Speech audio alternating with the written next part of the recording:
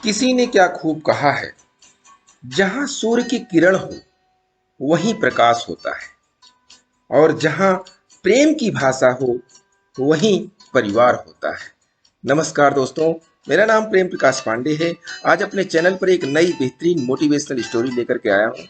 आज की स्टोरी में हम देखेंगे कि धन, सफलता और प्रेम के सहारे तीन साधुओं की कहानी है, जिससे आज हम सीखने की कोशिश करेंगे कि इनमें सबसे महत्वपूर्ण क्या चीज है। तो चलिए, चैनल को सब्सक्राइब नहीं किया है, सब्सक्राइब कर लीजिए और सुनते हैं यह बेहतरीन स्टोरी।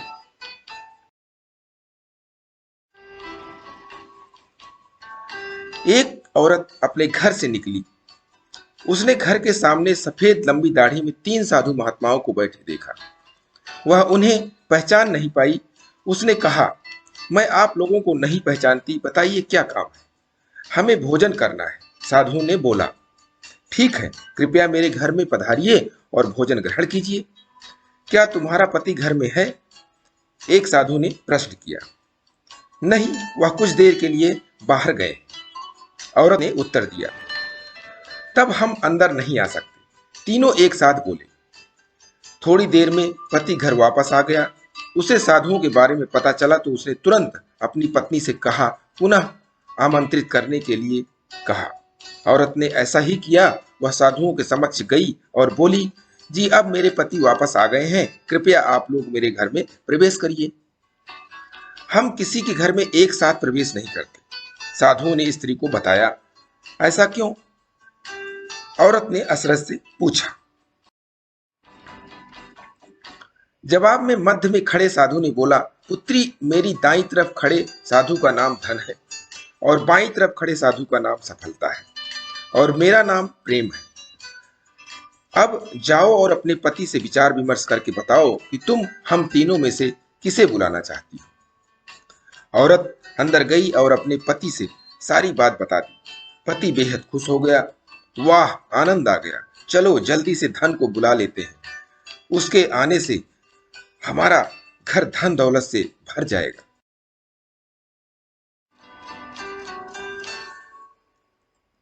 और फिर कभी पैसों की कमी नहीं होगी। औरत बोली, क्यों ना हम सफलता को बुला लें, उसके आने से हम जो करेंगे वो सही होगा और हम देखते ही देखते धन दौलत के मालिक भी बन जाएंगे।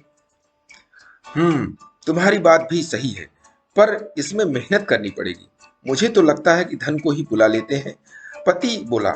थोड़ी देर उनकी बहस चलती रही, पर वो किसी निश्चय पर नहीं पहुंच पाए और अंततः निश्चय किया कि वह साधुओं से यह कहेंगे कि धन और सफलता में जो आना चाहे आ जाए। औरत झट से बाहर गई और उसने यह आग्रह किया, साधुओं के सामने दोहराया।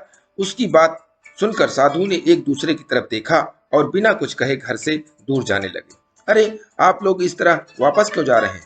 औरत ने उन्हें रोकते हुए पूछा। पुत्री, दरअसल हम तीनों साधु इसी तरह द्वार द्वार जाते हैं और हर घर में प्रवेश करने का प्रयास करते हैं। जो व्यक्ति लालच में आकर धन या सफलता को बुलाता है, हम वहां से लौट जाते हैं, और जो अपने घर में प्रेम का वास चाहता है, उसके यहाँ बारी बारी से हम दोनों भी प्रवेश कर जाते हैं। इसीलिए इतना याद रखना कि जहाँ प्रेम है वहाँ धन और सफलता की कमी नहीं होती है। ऐसा कहते हुए धन और सफलता नामक साधुओं ने अपनी बात पूर्ण की।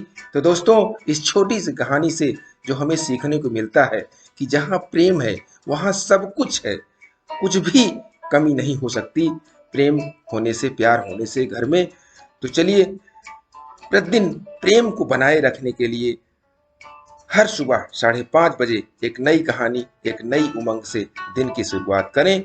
तब तक के लिए छोटों से मिले प्यार और बड़ों से मिले आशीर्वाद और भगवान के सहारे के साथ यही कहूंगा कि काम तो सभी करते हैं, पर काम करो कुछ ऐसा कि उदाहरण बन जाए। ये छोटी सी स्टोरी आपको अच्छी लगी तो लाइक कीजिए, शेयर कीजिए अपने मित्रों में भी, और कमेंट्स कीजिए।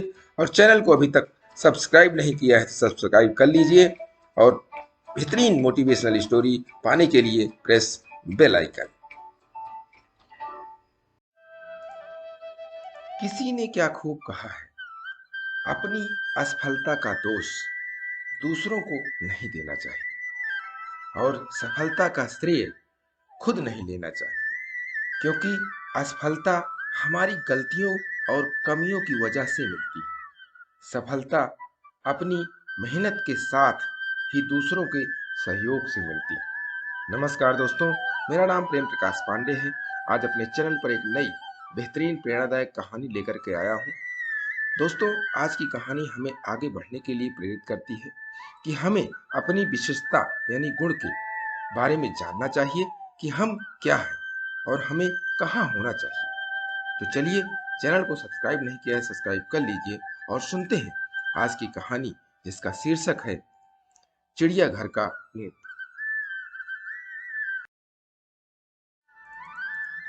एक उठनी और उसका बच्चा एक पेड़ के नीचे आराम कर रहे थे। बच्चे ने पूछा, माँ, हम ऊँटों का ये कूबड़ क्यों निकला रहता है? बेटा, हम लोग रेगिस्तान के जानवर हैं। ऐसी जगहों पर खाना पानी कम होता है, इसलिए भगवान ने हमें अधिक से अधिक फैट स्टोर करने के लिए ये कूबड़ दिया है। जब भी हमें खाना या पानी नहीं मिलता, हम इसमें मौजूद फैट का इस्तेमाल कर खुद को जिंदा रख सकते हैं। उटनी ने उत्तर दिया। बच्चा कुछ देर सोचता रहा, फिर बोला, अच्छा, हमारे पैर लंबे और पंजे गोल क्यों हैं? इस तरह का आकार हम ऊँटों का रेत में आराम से लंबी दूरी तय करने में मदद करता है, इसीलिए माँ ने समझाया। बच्चा फिर कुछ देर सोचता रहा और बोला, अच्छा माँ, ये बताओ कि हमारी पलकें इतनी घनी और लंबी क्यों होती हैं? ताकि जब तेज हवाओं के कारण रेत उड़े तो वो हमारी आंखों के अंदर न जा सके। माँ मुस्कुराते हुए बोली। बच्चा थोड़ी देर चुप रहा, फिर बोला, अच्छा, तो ये कुबड़ फैट स्टोर करने के लिए है, लंबे पैर रेगिस्तान में तेजी से बिना थके चलने के लिए है, पलकें रेत से बचाने के लिए हैं, लेकिन तब हम इस चिड़ियाघर में क्या कर रहे हैं? दोस्तों, यही सवाल हमें खुद से पूछना चाहिए। ईश्वर ने हर इंसान को अलग बनाया है। हर व्यक्ति में इतना क्षमता है कि वह कुछ बड़ा कुछ महान कर सकता है, लेकिन ज्यादातर लोग चिड़ियाघर का ऊँट बन जाते हैं। अपने अंदर मौजूद अपार काबिलियत का प्रयोग ही नहीं करते।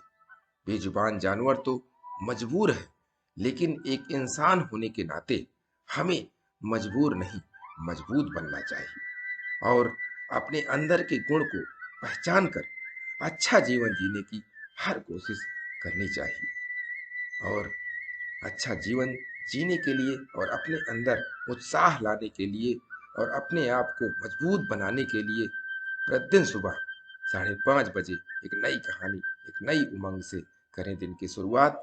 तब तक के लिए छोटों से मिले प्यार और बड़ों से मिले आशीर्वाद और भगवान के सहारे के साथ यही कहूँगा, काम तो सभी करते हैं, पर काम करो कुछ ऐसा कि उदाहरण बन जाए। ये छोटी सी स्टोरी आपको अच्छी लगी तो लाइक कीजिए, शेयर कीजिए अपने इस मित्रों में भी, और कमेंट जरूर करिए। और चैनल को अभी तक सब्सक्राइब नहीं किया है, सब्सक्राइब कर लीजिए और नई नई बेहतरीन मोटिवेशनल स्टोरी प्रत्येक सुबह आपको मिलती रहे, इसके लिए प्रेस बेल आइकन। किसी ने क्या खूब कहा है, साथ रहकर जो छल करे उससे बड़ा कोई शत्रु नहीं हो सकता, और जो हमारे मुंह पर हमारी बुराइयां बता दे उससे बड़ा कोई मित्र नहीं हो सकता। नमस्कार दोस्तों, मेरा नाम प्रेम प्रकाश पांडे है। आज अपने चैनल पर एक नई बेहतरीन प्रेरणादायक कहानी लेकर के आया हूँ। दोस्तों, आज की कहानी से हम सीखेंगे कि छल कपट क्या है और यह छल कपट अपने मित्र के साथ, अपने परिवार के साथ करने से क्या हानि हो सकती है। तो चलिए, चैनल को सब्सक्राइब नहीं किया है तो सब्सक्राइब कर लीजिए और सुनते हैं आज की कहानी, जिसका शीर्षक है छल कपट। चार चोर थे, चारों ही मिलकर चोरी करते थे और जो भी माल मिलता था उसे आपस में बांट लिया करते थे। वह सब चोरी तो इकट्ठे होकर ही करते थे, लेकिन वह सभी बड़े स्वार्थी थे। हर एक चोर यही सोचता रहता था कि किसी दिन मोटा माल हाथ लगे तो अपने बाकी साथियों को मारकर सारा माल स्वयं ही हथिया लूंगा। मगर आज तक ऐसा मौका नहीं आया था। एक रात उन्होंने नगर के बड़े सेठ के यहाँ सेंध लगाई। उनके हाथ बहुत माल लगा। उन्होंने सारा धन एक थैले में भरा और उसे लेकर जंगल की ओर भाग निकले। 2 दिन तक वे भूखे प्यासे जंगल में छिपे रहे। वे जानते थे कि नगर के सेठ के यहाँ सेंध लगाने की वारदात से शहर के चप्पे चप्पे पर पुलिस फैल गई होगी। वे अभी कुछ दिन और जंगल में ही छिपे रहना चाहते थे, मगर मजबूरी यह थी कि उनके पास खाने पीने का कोई भी सामान नहीं था। यहाँ तक संभव हो सका उन्होंने भूख बर्दाश्त की, लेकिन अब भूख बर्दाश्त से बाहर हो रही थी। अब उन्हें भोजन की बहुत आवश्यकता थी, मगर जब भूख बर्दाश्त से बाहर हो गई तो उन्होंने फैसला किया कि उनके 2 साथी शहर जाकर वहां का माहौल देख कर आए और खाना भी ले आए। सभी ने आपस में मिलकर सलाह की और सारी बातों को सुनिश्चित कर उनमें से 2 शहर की ओर चल दिए और 2 चोरी के माल की रखवाली के लिए जंगल में ही रुक गए। शहर जाकर दोनों चोरों ने खूब जमकर खाया और दोनों ने योजना बनाई कि वह अपने 2 साथियों को ठिकाने लगाकर सारा माल खुद ही हड़प लेंगे और आपस में सारा माल बांट लेंगे। उन्होंने अपने दोनों साथी जो जंगल में ठहरे हुए थे उन्हें मारने का निश्चय कर लिया। उन्होंने अपने साथियों के खाने में जहर मिला दिया। उनमें से भी प्रत्येक यही सोच रहा था कि जब हम 2 रह जाएंगे तब बचे हुए एक साथी को भी मारकर मैं अकेला ही सारा माल हथिया लूंगा। इधर जंगल में दोनों चोरों ने खाने का सामान लाने गए अपने साथी चोरों की हत्या कर डालने की योजना बना ली थी। वे भी उन्हें अपने रास्ते से हटाकर सारा माल आपस में बांट लेना चाहते थे। चारों चोरों ने 2-2 टोली बनाकर अपनी अपनी योजनाओं के अनुसार कार्य किया। पहली टोली जैसे ही शहर से भोजन लेकर जंगल पहुंची, जंगल में मौजूद दोनों चोरों ने अपने साथी चोरों पर हमला कर दिया। उन्होंने लाठियां बरसाकर उनकी जान ले ली। फिर वह भी निश्चिंत होकर भोजन करने बैठ गए, मगर जहरीला भोजन खाते ही वे दोनों भी तड़प तड़प कर मर गए। तो दोस्तों, इस कहानी से हमें यह शिक्षा मिलती है कि हमें लालच नहीं करना चाहिए और कभी भी अपनों से छल कपट नहीं करना चाहिए। दोस्तों, छल कपट अगर आप अपने मन में रखते हैं तो सामने वाला भी छल कपट रखता है। तो पहले अपने अपने के अंदर के छल कपट को हटाना पड़ेगा। कहानी हमें बहुत कुछ सिखाती है, इसलिए लालच, छल कपट, इन सब चीजों से दूर रहें, द्वेष भावना से दूर रहें।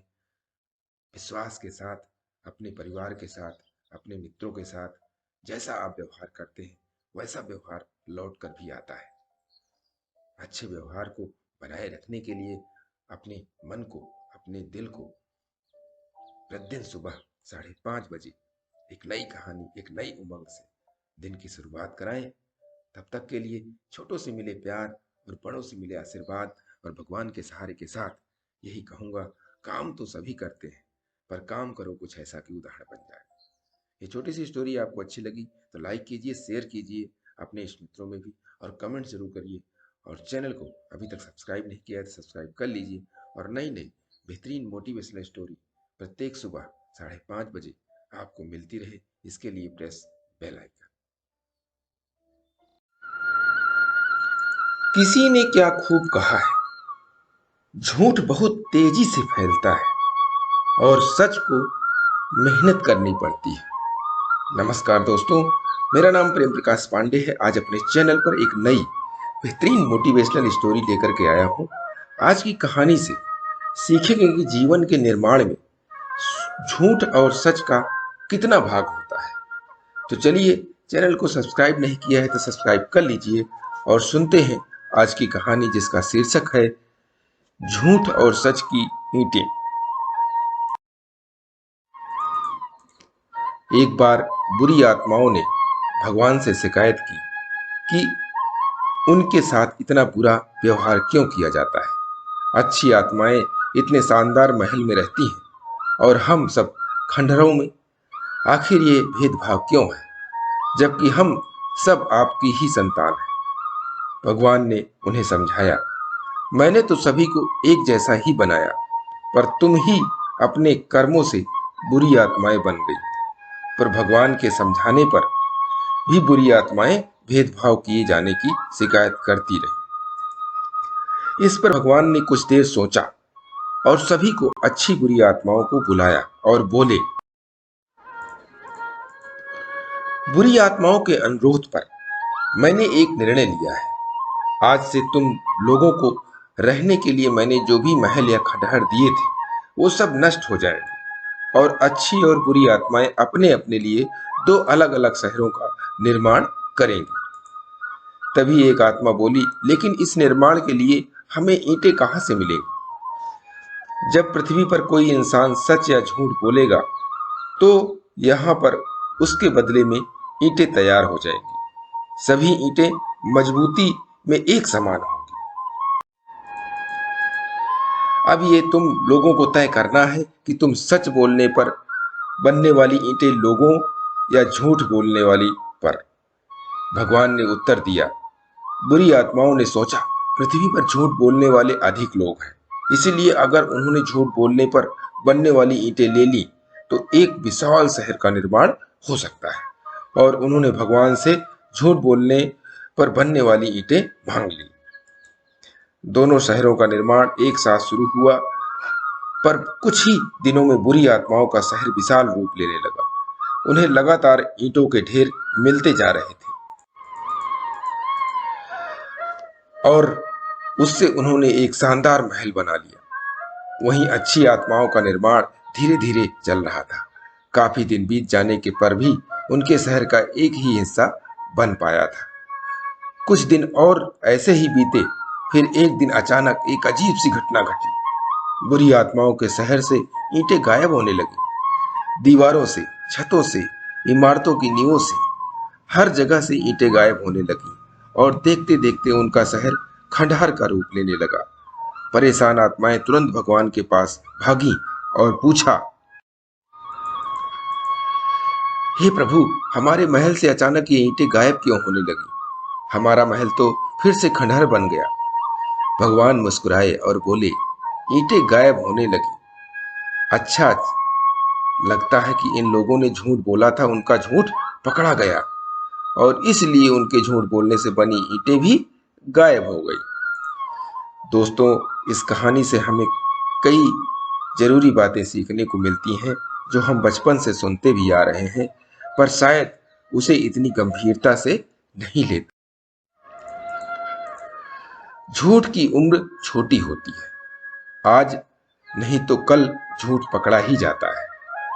झूठ और बेईमानी के रास्ते पर चलकर सफलता पाना आसान लगता है, पर अंत में वो हमें असफल ही बनाता है। वहीं सच्चाई से चलने वाले धीरे धीरे आगे बढ़ते हैं, पर उनकी सफलता स्थायी होती है। अतः हमें हमेशा सच्चाई की बुनियाद पर अपनी सफलता की इमारत खड़ी करनी चाहिए। झूठ और बेईमानी की बुनियाद पर तो बस खंडहर ही बनाए जा सकते हैं। तो दोस्तों, इसलिए मोटिवेशन के लिए आप प्रतिदिन सुबह 5:30 बजे एक नई कहानी, एक नई उमंग से करें दिन की शुरुआत।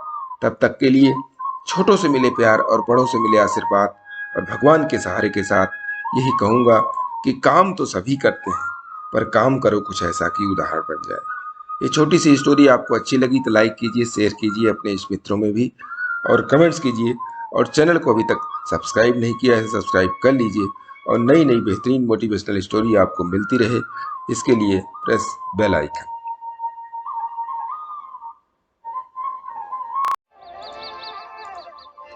किसी ने क्या खूब कहा है, भय को नजदीक न आने दो, अगर वह नजदीक आए इस पर हमला कर दो। यानी भय से भागो मत, इसका सामना करो।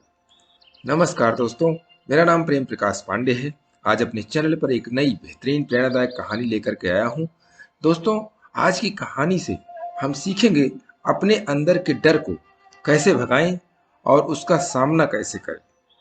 तो चलिए, चैनल को सब्सक्राइब नहीं किया है तो सब्सक्राइब कर लीजिए और सुनते हैं आज की कहानी, जिसका शीर्षक है डर का सामना।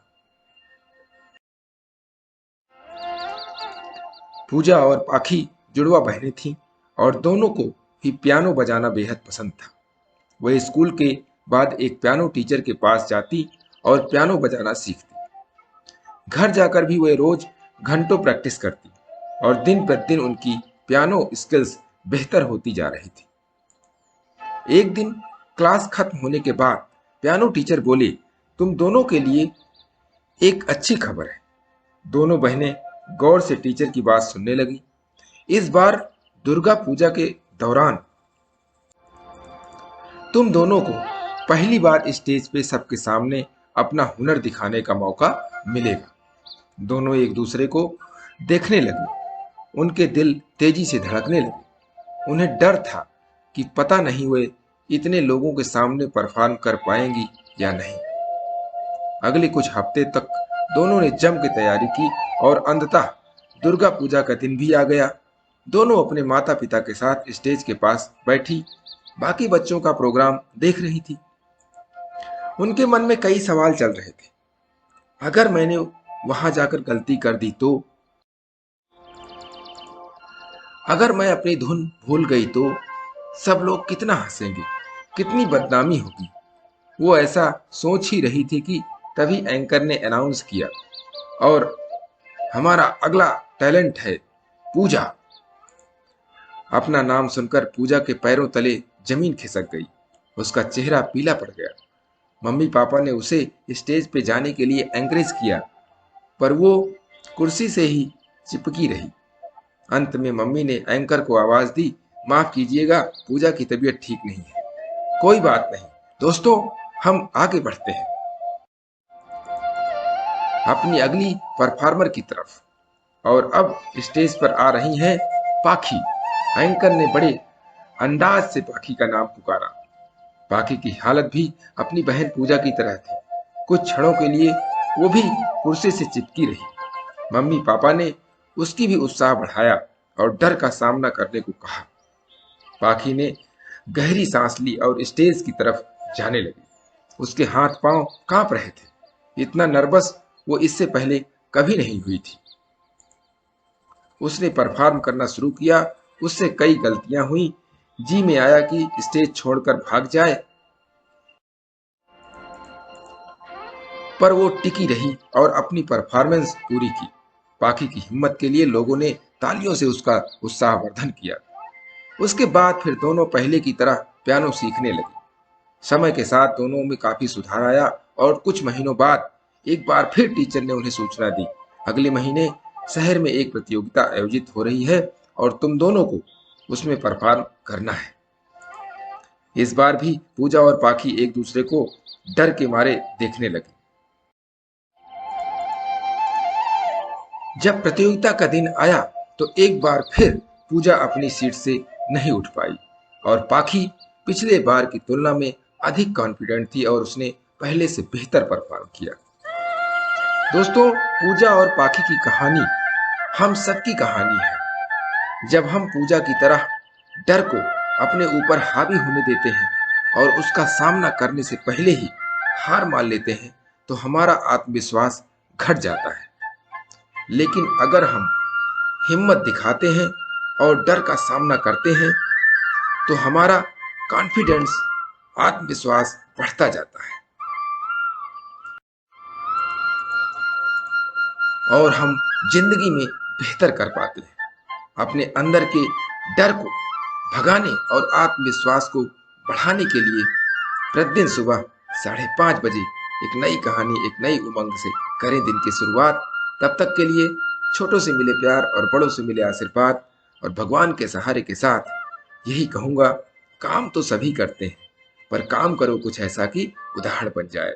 ये छोटी सी स्टोरी आपको अच्छी लगी तो लाइक कीजिए, शेयर कीजिए अपने मित्रों में भी, और कमेंट जरूर करिए। और चैनल को अभी तक सब्सक्राइब नहीं किया है, सब्सक्राइब कर लीजिए। और नई नई बेहतरीन मोटिवेशनल स्टोरी आपको प्रत्येक सुबह 5:30 बजे मिलती रहे, इसके लिए प्रेस बेल आइकन।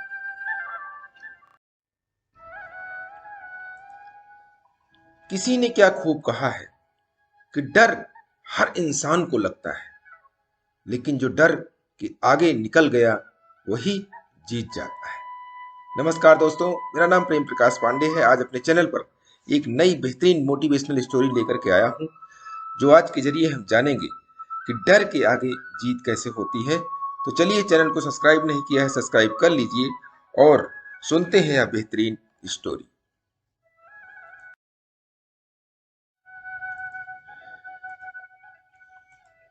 एक बार की बात है, दो जुड़वा पोलर बेयर थे। माँ की देखरेख में दोनों के दिन अच्छे गुजर रहे थे कि एक दिन माँ ने ऐलान कर दिया कि कल से तुम्हें खुद अपना ख्याल रखना होगा। न मैं तुम लोगों को खाने के लिए कुछ दूंगी और न ही अब और शिकार करना सिखाऊंगी।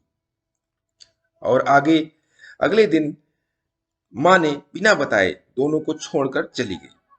अब दोनों भाई अपने दम पर थे। कुछ देर बाद उन्हें भूख लगी और वे सील का शिकार करने निकल पड़े। दोनों समुद्र के किनारे पर पहुंच गए। दोनों चुपचाप बैठ गए कि अभी कोई सील तैरते हुए इधर आएगी और उसे पकड़कर खा लेंगे।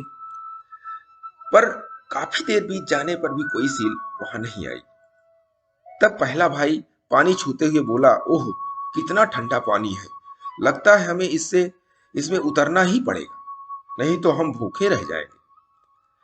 पर दूसरा भाई उसकी बात काटते हुए बोला, पागल हो गए हो, इतने ठंडे पानी में कूदकर अपनी जान दोगे क्या? अरे थोड़ा सा इंतजार करो, कोई न कोई सील आ ही जाएगी। पर पहला भाई नहीं माना। उसने हिम्मत जुटाई और पानी में कूद पड़ा। कुछ देर बाद वो वापस आया, पर उसके हाथ में कोई सील नहीं थी और ऊपर से वो एकदम गीला हो चुका था, ठंड से कांप रहा था। दूसरा भाई उस पर हंसा, मैंने पहले ही मना किया था, अब भुगतो। लेकिन पहले भाई ने तो मानो सील पकड़ने की ठान रखी हो। वो फिर से पानी में कूदा। इस बार उसने पिछली बार से भी अधिक प्रयास किया, पर अफसोस इस बार भी उसे सफलता नहीं मिली, क्योंकि एक ही गलती बार बार करते रहो, दूसरे भाई ने समझाया। लेकिन वो कहाँ सुनने वाला था। कुछ देर बाद उसने फिर से छलांग लगा दी और इस बार जब वो लौटा तो उसके हाथ में एक बड़ी सी सील थी। दूसरा भाई देखता रह गया और अंत में उसे खाली पेट ही लौटना पड़ा। उसने मन ही मन भगवान को कोसा, मेरा भाई कितना भाग्यशाली है और मैं कितना बदनसीब हूं। सचमुच मेरे साथ बहुत अन्याय हुआ। और बाकी की जिंदगी भी पहला भाई ऐसे ही जीतता गया और दूसरा भाई अपने भाग्य को कोसता रहा। दोस्तों, दोनों भाई बिल्कुल एक जैसे थे, बस अंतर था तो उनकी सोच में। एक भाई जहां खतरा लेकर खुद अपनी किस्मत लिखने को तैयार था, वहीं दूसरा भाई सिर्फ भाग्य भरोसे अपनी जिंदगी बिताना चाहता था। दोस्तों, इस कहानी की तरह ही हमारे जीवन में भी जिंदगी उसी को सब कुछ देती है जो अपने को डर को जीतना जानता है, जो जानता है कि हाँ, कुछ करने में खतरा तो है, पर कुछ न करना और भी खतरनाक है, जो जानता है कि अगर पहली बार सफल नहीं हुआ तो दूसरी बार प्रयास करना चाहिए और दूसरा न हो तो तीसरा, जो जानता है कि जिंदगी तो हमें सब कुछ देने को तैयार है, बस जरूरत है खुद पर भरोसा करने की और अपने डर को पीछे छोड़ देने की, अपने दिल की आवाज सुनने की। नहीं तो हम जीने को तो जी लेंगे, पर अंदर ही अंदर घुटते रहेंगे कि ये जीना भी कोई जीना है। जीवन में आगे बढ़ते रहने के लिए प्रतिदिन सुबह 5:30 बजे एक नई कहानी, एक नई उमंग से करें दिन की शुरुआत। दोस्तों, तब तक के लिए छोटों से मिले प्यार और बड़ों से मिले आशीर्वाद और भगवान के सहारे के साथ यही कहूंगा कि काम तो सभी करते हैं, पर काम करो कुछ ऐसा कि उदाहरण बन जाए। ये छोटी सी स्टोरी आपको अच्छी लगी तो लाइक कीजिए, शेयर कीजिए, अपने इष्ट मित्रों में भी कमेंट्स कीजिए और चैनल को अभी तक सब्सक्राइब नहीं किया, सब्सक्राइब कर लीजिए और नई नई बेहतरीन मोटिवेशनल स्टोरी पाने के लिए प्रेस बेल आइकन।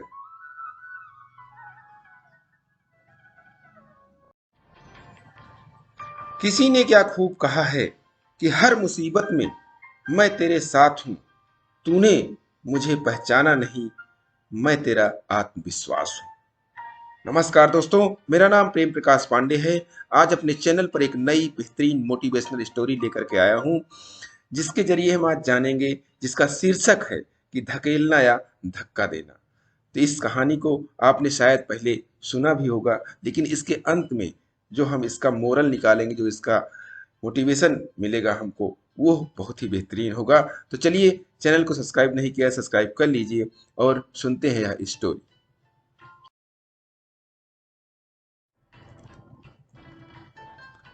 एक बार की बात है, किसी शहर में एक बहुत अमीर आदमी रहता था। उसे एक अजीब शौक था। वो अपने घर के अंदर बने एक बड़े से स्विमिंग पूल में बड़े बड़े रेप्टाइल्स पाले हुए था, जिसमें से एक से बढ़कर एक सांप, मगरमच्छ, घड़ियाल आदि शामिल थे। एक बार वो अपने घर पर एक पार्टी देता है। बहुत से लोग उस पार्टी में आते हैं। खाने पीने के बाद वो सभी मेहमानों को स्विमिंग पूल के पास ले जाता है और कहता है, दोस्तों, आप इस पुल को देख रहे हैं? इसमें एक से बढ़कर एक खतरनाक जीव है। अगर आप में से कोई इसे तैर कर पार कर ले तो मैं उसे 1 करोड़ रुपए या अपनी बेटी का हाथ दूंगा। सभी लोग पुल की तरफ देखते हैं, पर किसी की भी हिम्मत नहीं होती है कि उसे पार करे। लेकिन तभी छपाक से आवाज होती है और एक लड़का उसमें कूद जाता है और मगरमच्छों, सांपों इत्यादि से बचता हुआ पुल पार कर जाता है। सभी लोग उसकी इस बहादुरी को देखकर हैरत में पड़ जाते हैं। अमीर आदमी को भी यकीन नहीं होता कि कोई ऐसा कर सकता है। इतने सालों में किसी ने पुल पार नहीं करना तो दूर उसका पानी छूने तक की हिम्मत नहीं की। वो उस लड़के को बुलाता है। लड़के, आज तुमने बहुत ही हिम्मत का काम किया। तुम सचमुच बहादुर हो। बताओ, तुम कौन सा इनाम चाहते हो? अरे, इनाम उनाम तो मैं लेता रहूंगा। पहले ये बताओ कि मुझे धक्का किसने दिया था? लड़का बोला। तो दोस्तों, ये एक छोटा सा मजाक था, पर इसमें एक बहुत बड़ा संदेश छुपा हुआ था। उस लड़के में तैरकर स्विमिंग पूल पार करने की काबिलियत तो थी, पर वो अपने आप नहीं कूदा। जब किसी ने धक्का दिया तो वो कूद गया और पार भी कर गया। अगर कोई उसे धक्का नहीं देता तो वो कभी न कूदने की सोचता और न ही पुल पार कर पाता। पर आप अब उसकी जिंदगी हमेशा के लिए बदल चुकी थी। ऐसे ही हमारे अंदर कई टैलेंट छुपे होते हैं। जब तक हमारे अंदर कॉन्फिडेंस और रिस्क उठाने की हिम्मत नहीं होती, तब तक हम जीवन के ऐसे कई चैलेंजेस में कूदे बगैर ही हार मान लेते हैं। हमें चाहिए कि हम अपनी काबिलियत पर विश्वास करें और जिंदगी में मिले अवसरों का लाभ उठाएं।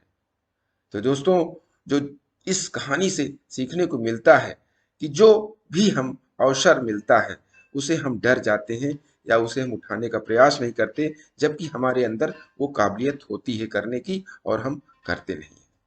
तो इसके लिए प्रतिदिन सुबह 5:30 बजे एक नई कहानी, एक नई उमंग से दिन की शुरुआत करते रहें।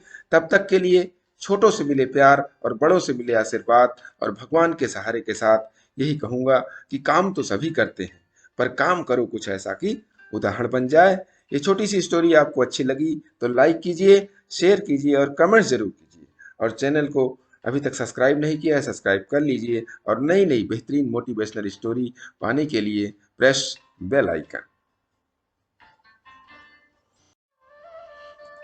किसी ने क्या खूब कहा है कि धन कमाना या पाना बड़ी बात नहीं है, उस धन से सुकून मिलना और परिवार के साथ रोटी खाना बड़ी बात है।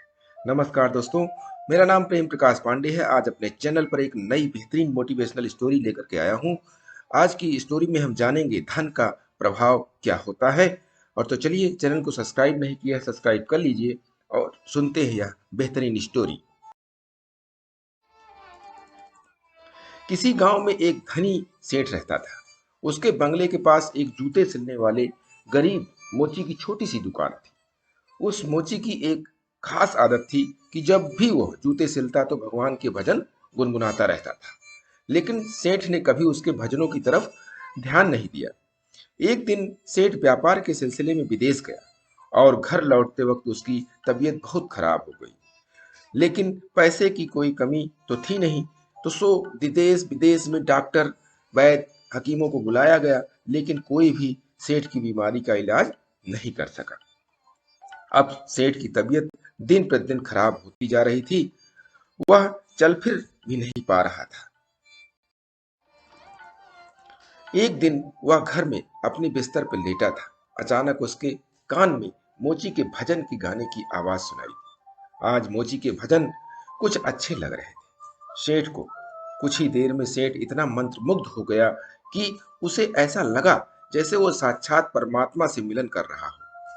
मोची के भजन सेठ को उसकी बीमारी से दूर लेते जा रहे थे। कुछ देर के लिए सेठ भूल गया कि वह बीमार है। उसे अपार आनंद की प्राप्ति हुई। कुछ दिन तक यह सिलसिला चलता रहा। अब धीरे धीरे सेठ के स्वास्थ्य में सुधार आने लगा। एक दिन उसने मोची को बुलाया और कहा, मेरी बीमारी का इलाज बड़े बड़े डॉक्टर नहीं कर पाए, लेकिन तुम्हारे भजन ने मेरा स्वास्थ्य सुधार दिया। ये लो 1000 रुपए इनाम। मोची खुश होते हुए पैसे लेकर चला गया। लेकिन उस रात मोची को बिल्कुल नींद नहीं आई। वो सारी रात यही सोचता रहा, इतने सारे पैसों को कहाँ छुपा कर रखूं, इनसे क्या क्या खरीदना है। इसी सोच की वजह से वो इतना परेशान हुआ कि अगले दिन काम पे भी नहीं जा सका। अब भजन गाना तो जैसे वो भूल ही गया था। मन में खुशी थी पैसे की।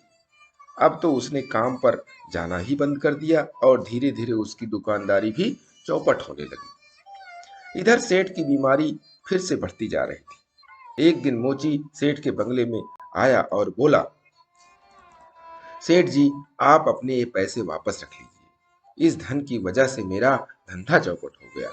मैं भजन गाना ही भूल गया। इस धन ने तो मेरा परमात्मा से नाता ही तोड़वा दिया। मोची पैसे वापस करके फिर से अपने काम में लग गया। दोस्तों, ये कहानी मात्र नहीं है, यह एक सीख है कि किस तरह हम पैसों का लालच हमको अपने से दूर ले जाता है। हम भूल जाते हैं कि कोई ऐसी शक्ति भी है जिसने हमें बनाया है। आज के माहौल में ये सब बहुत देखने को मिलता है। लोग चौबीसों घंटे सिर्फ जॉब की बात करते हैं, बिजनेस की बात करते हैं, पैसों की बात करते हैं। हालांकि धन जीवन यापन के लिए बहुत जरूरी है, लेकिन उसके लिए अपने अस्तित्व को भूल जाना मूर्खता ही है। आप खूब पैसा कमाइए, लेकिन साथ ही साथ भगवान का स्मरण करिए, अपने माता पिता की सेवा करिए, दूसरों के हित की बातें सोचिए और प्रतिदिन सुबह 5:30 बजे एक नई कहानी, एक नई उमंग से दिन की शुरुआत करिए। तब तक के लिए छोटों से मिले प्यार और बड़ों से मिले आशीर्वाद और भगवान के सहारे के साथ यही कहूंगा कि काम तो सभी करते हैं, पर काम करो कुछ ऐसा कि उदाहरण बन जाए। ये छोटी सी स्टोरी आपको अच्छी लगी तो लाइक कीजिए, शेयर कीजिए अपने इष्ट मित्रों में भी, और चैनल को अभी तक सब्सक्राइब नहीं किया है सब्सक्राइब कर लीजिए, कमेंट्स कीजिए और नई नई बेहतरीन मोटिवेशनल स्टोरी पाने के लिए प्रेस बेल आइकन। किसी ने क्या खूब कहा है, धैर्य एक ऐसी सवारी है जो अपने सवार को कभी गिरने नहीं देती, न ही किसी की कदमों में और न ही किसी की नजरों में। नमस्कार दोस्तों, मेरा नाम प्रेम प्रकाश पांडे है। आज अपने चैनल पर एक नई बेहतरीन मोटिवेशनल स्टोरी लेकर के आया हूं। आज की स्टोरी का शीर्षक है धैर्य और प्रेम की जड़ी बूटी का उपयोग। तो चलिए, चैनल को सब्सक्राइब नहीं किया है तो सब्सक्राइब कर लीजिए और सुनते हैं यह बेहतरीन स्टोरी।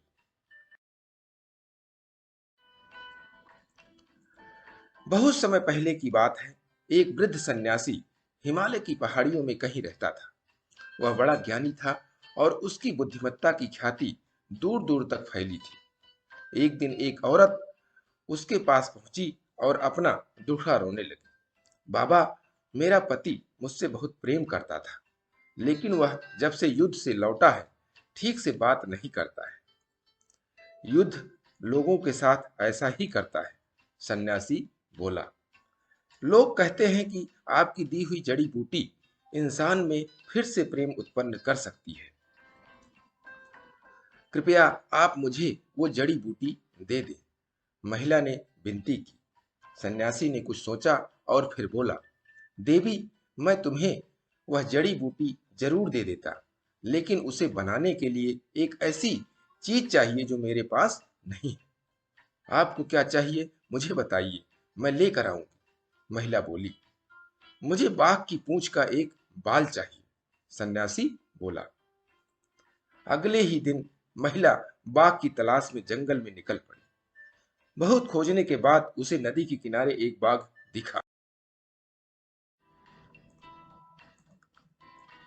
बाघ उसे देखते ही दहाड़ा। महिला सहम गई और तेजी से वापस चली आई। अगले कुछ दिनों तक यही हुआ। महिला हिम्मत करके उस बाघ के पास पहुंचती और डर कर वापस चली आती। महीना बीतते बीतते बाघ को महिला की मौजूदगी की आदत पड़ गई और अब वह उसे देखकर सामान्य ही रहता।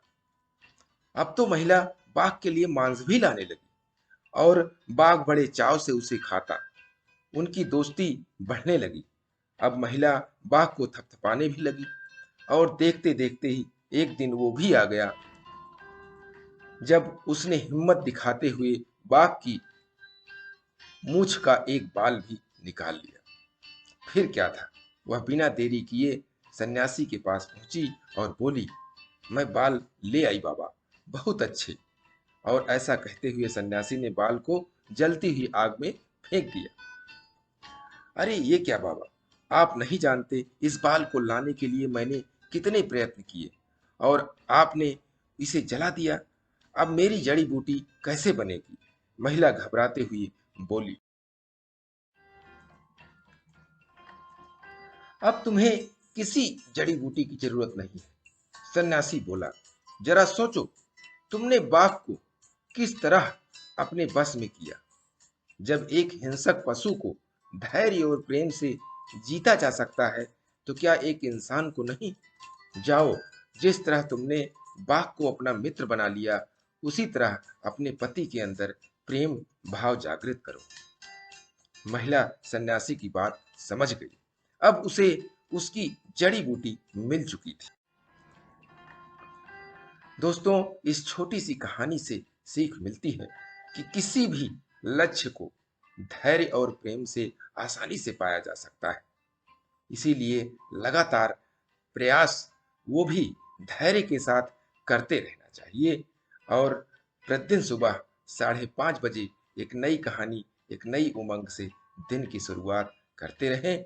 तब तक के लिए छोटों से मिले प्यार और बड़ों से मिले आशीर्वाद और भगवान के सहारे के साथ यही कहूँगा कि काम तो सभी करते हैं, पर काम करो कुछ ऐसा कि उदाहरण बन जाए। ये छोटी सी स्टोरी आपको अच्छी लगी तो लाइक कीजिए, शेयर कीजिए अपने इष्ट मित्रों में भी और कमेंट्स कीजिए। और चैनल को अभी तक सब्सक्राइब नहीं किया है तो सब्सक्राइब कर लीजिए और नई नई बेहतरीन मोटिवेशनल स्टोरी पाने के लिए प्रेस बेल आइकन।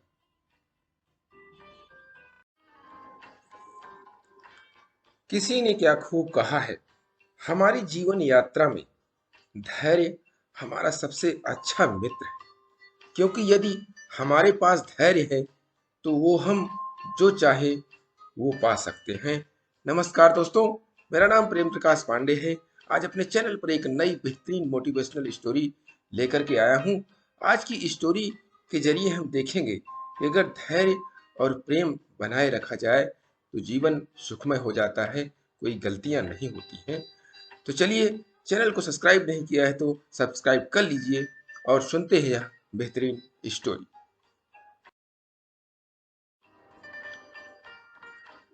कहानी की कुछ यूं है कि मेरे आगे वाली कार कछुए की तरह चल रही थी और मेरे बार बार हॉर्न देने पर भी रास्ता नहीं दे रही थी।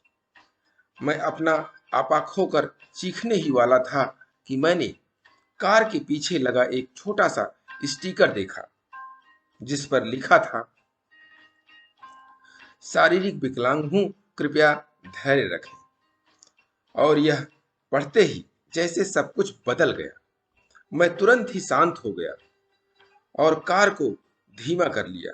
यहाँ तक कि मैं उस कार और उसके ड्राइवर का विशेष ख्याल रखते हुए चलने लगा कि कहीं उसे कोई तकलीफ ना हो। मैं ऑफिस कुछ मिनट देर से जरूर पहुंचा, मगर मन में एक संतोष था। इस घटना ने दिमाग को हिला दिया। क्या मुझे हर बार शांत करने और धैर्य रखने के लिए किसी स्टिकर की ही जरूरत पड़ेगी? हमें लोगों के साथ धैर्यपूर्वक व्यवहार करने के लिए हर बार किसी स्टिकर की जरूरत क्यों पड़ती है? क्या हम लोगों से धैर्यपूर्वक अच्छा व्यवहार सिर्फ तभी करेंगे जब वे अपने माथे पर कुछ ऐसे स्टिकर चिपकाए घूम रहे होंगे कि मेरी नौकरी छूट गई है, मैं कैंसर से संघर्ष कर रहा हूँ, मेरी शादी टूट गई है, मैं भावनात्मक रूप से टूट गया हूँ, मुझे प्यार में धोखा मिला है, मेरे प्यारे दोस्त की अचानक ही मौत हो गई है, लगता है इस दुनिया को मेरी जरूरत ही नहीं, मुझे व्यापार में बहुत घाटा हो गया है, आदि आदि। हर इंसान अपनी जिंदगी में कोई ना कोई ऐसी जंग लड़ रहा है जिसके बारे में हम कुछ नहीं जानते। बस हम यही कर सकते हैं कि लोगों से धैर्य और प्रेम से बात करें। दोस्तों, धैर्य और प्रेम जीवन का बहुत बड़ा हथियार है। इसको अपने पास रखकर आप सब कुछ हासिल कर सकते हैं। यह छोटी सी स्टोरी हमें यह सिखाती है कि सामने वाला किस परिस्थिति में है ये हमें नहीं पता है, उसके अंदर क्या चल रहा है ये भी हमें नहीं पता है। इसलिए उसे धैर्य अपने अंदर बनाए रखें और धैर्य से ही उससे बात करें, प्रेम से बात करें। और इसे बनाए रखने के लिए प्रतिदिन सुबह 5:30 बजे एक नई कहानी, एक नई उमंग से करें दिन की शुरुआत। तब तक के लिए छोटों से मिले प्यार और बड़ों से मिले आशीर्वाद और भगवान के सहारे के साथ यही कहूंगा कि काम तो सभी करते हैं, पर काम करो कुछ ऐसा कि उदाहरण बन जाए। ये छोटी सी स्टोरी आपको अच्छी लगी तो लाइक कीजिए, शेयर कीजिए और कमेंट्स जरूर कीजिए। और चैनल को अभी तक सब्सक्राइब नहीं किया है तो सब्सक्राइब कर लीजिए और नई नई बेहतरीन मोटिवेशनल स्टोरी पाने के लिए प्रेस बेल आइकन ऑल वाला।